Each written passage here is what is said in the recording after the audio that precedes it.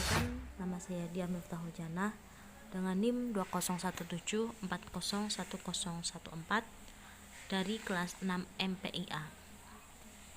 Di sini saya akan menyelesaikan tugas untuk ulangan akhir semester mata kuliah Manajemen Perilaku Organisasi dengan dosen pengampu Bapak Haji Ibnu Asaduddin SAG MPD.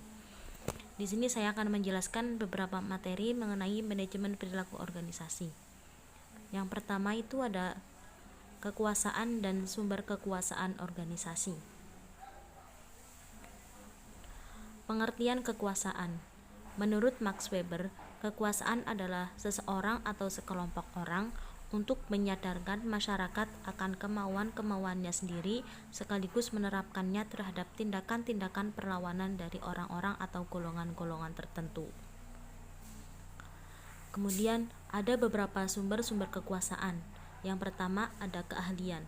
Akibat dari keahlian yang dimiliki oleh pemimpin yang didasarkan pengetahuan, keahlian, dan kemampuan seseorang dalam suatu bidang.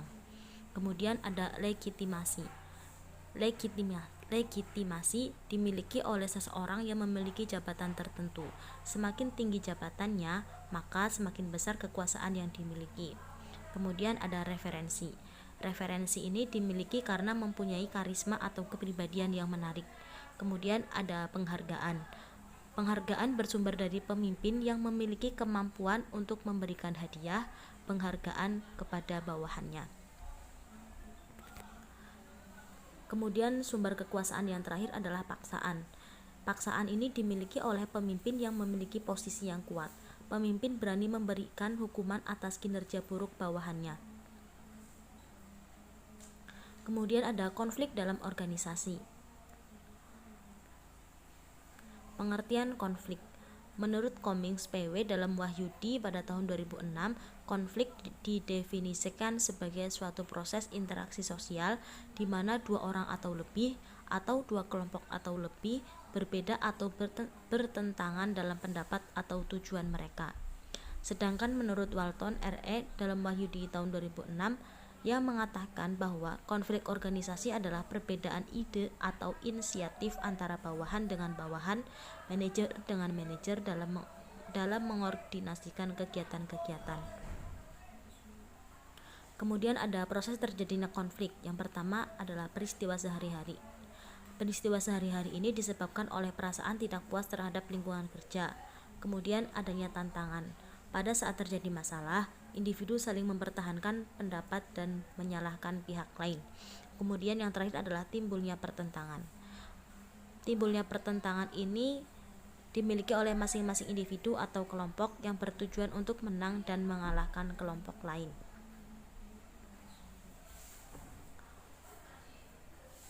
Kemudian ada beberapa jenis-jenis konflik dalam organisasi. Yang pertama adalah konflik dalam diri individu. Konflik ini terjadi apabila seseorang individu menghadapi ketidakpastian tentang pekerjaan yang dia harapkan untuk melaksanakannya. Kemudian ada konflik antar individu dalam organisasi yang sama. Ini terjadi karena adanya perbedaan-perbedaan pendapat. Kemudian ada konflik antar individu dan kelompok. Konflik ini berhubungan dengan cara individu menanggapi tekanan untuk keseragaman yang dipaksakan oleh kelompok kerja mereka. Kemudian ada konflik antar kelompok dalam organisasi yang sama. Konflik ini terjadi karena adanya pertentangan kepentingan antar kelompok. Yang selanjutnya adalah jenis-jenis konflik dalam organisasi yang terakhir, yaitu konflik antar organisasi.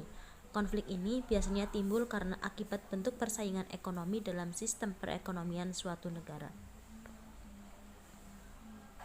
Kemudian ada struktur organisasi. Pengertian struktur dan organisasi. Yang pertama, pengertian struktur. Struktur adalah suatu susunan kerangka kerja yang berbentuk pola hubungan yang pada bidang-bidang dalam organisasi yang menunjukkan status dan peran setiap anggotanya untuk kebutuhan kerjasama. Kemudian pengertian organisasi.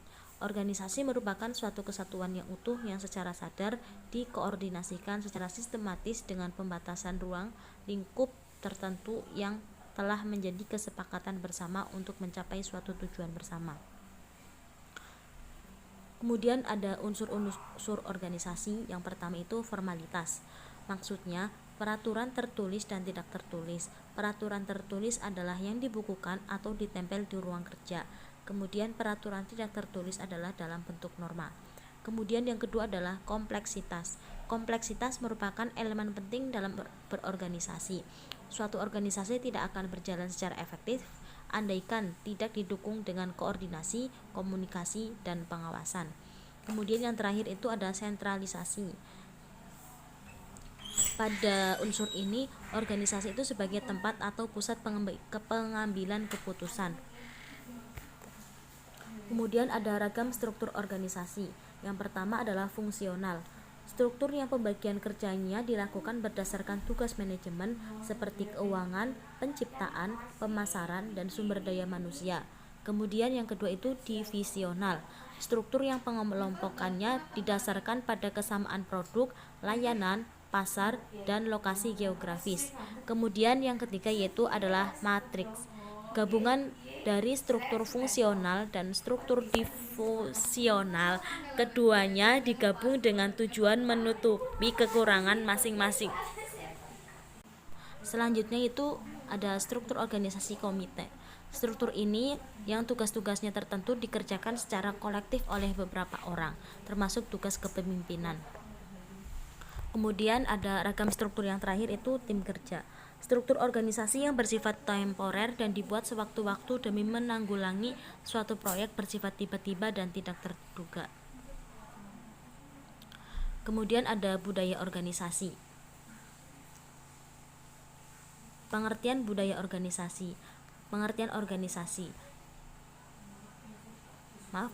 budaya organisasi. Budaya organisasi adalah sistem kepercayaan dan sikap bersama berkembang dalam suatu organisasi dan membimbing perilaku para anggotanya. Selain itu, budaya organisasi ini juga didefinisikan sebagai filosofi ideologi, nilai-nilai, asumsi, kepercayaan, harapan, sikap dan norma-norma yang menyatukan suatu organisasi serta disebarluaskan oleh para karyawannya. Kemudian ada beberapa karakteristik budaya organisasi. Yang pertama itu inovasi dan pengambilan resiko. Mencari peluang baru, mengambil resiko, bereksperimen, dan tidak merasa terhambat oleh kebijakan dan praktek-praktek formal. Yang kedua adalah penghargaan kepada orang. Memperlihatkan toleransi, keadilan, dan penghargaan terhadap orang lain. Kemudian stabilitas dan keamanan, yaitu mengantisipasi kejadian yang dapat disangka sebelumnya dan keamanan, serta penerapan dari aturan-aturan yang mengarahkan perilaku. Kemudian ada orientasi hasil, yaitu memiliki perhatian dan harapan yang tinggi terhadap hasil, capaian, dan tindakan. Kemudian ada orientasi tim dan kolaborasi, yaitu bekerja bersama secara terkoordinasi dan berkolaborasi. Kemudian perhatian pada hal-hal yang detail, di mana pekerja dielemenkan menunjukkan ketepatan, melakukan analisis, dan perhatian pada hal-hal rinci. Kemudian karakteristik budaya organisasi yang terakhir adalah keagresifan dan perjuangan, yaitu mengambil tindakan-tindakan tegas di pasar-pasar untuk menghadapi para pesaing. Kemudian ada beberapa fungsi budaya organisasi. Yang pertama itu memberikan identitas organisasi kepada karyawannya. Kemudian yang kedua itu mempromosikan stabilitas sistem sosial. Yang ketiga memudahkan komitmen kolektif. Dan yang keempat membentuk perilaku dengan membantu manajer merasakan keberadaannya. Terima kasih atas waktunya, semoga bermanfaat. Wassalamualaikum warahmatullahi wabarakatuh.